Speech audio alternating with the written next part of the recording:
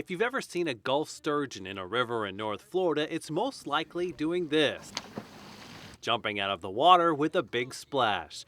The Gulf sturgeon only exist in 3 states and are therefore a protected species.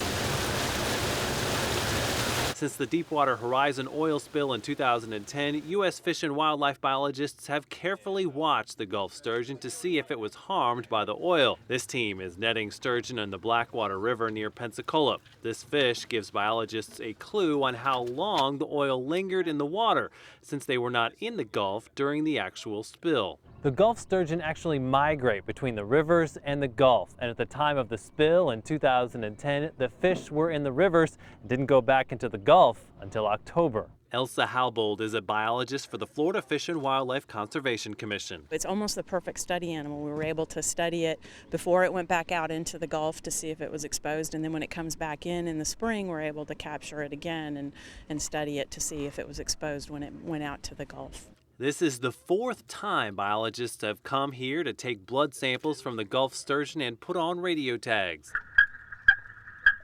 From the boat, they can detect radio signals from fish caught in the last 2 years. This sturgeon already has a radio tag. It's pretty difficult to recapture these fish.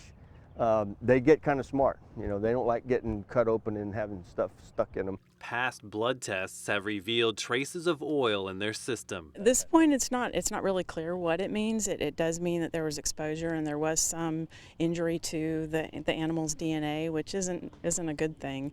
We don't know exactly what it means, and more lab tests will be needed to figure that out.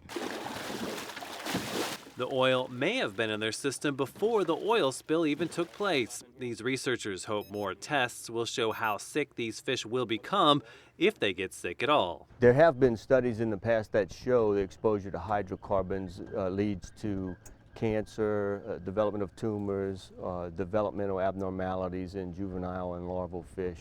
So there's a link that has been established through research, and although it's not clear here that those kinds of things are happening, that's our intention, is to find out whether we can make a connection between the exposure and an injury. Long-term effects could be really devastating to the population. It could lead to reproductive problems, and the species may not be able to reproduce, and that could be a real problem. And for a threatened species, we really want to make sure that they're able to reproduce and propagate and have more in the future. Biologists have also found traces of oil in bottlenose dolphins. It's not clear if the oil will affect the dolphins either. Other tests have focused on seafood. Florida Agriculture Commissioner Adam Putnam.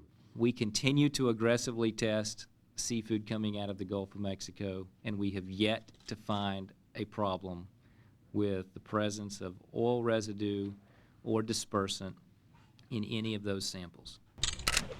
Biologists expect to finish analyzing the data from these sturgeon later this year to see if the number of this threatened species has continued to grow. For the Florida Channel, I'm Mike LaQuia.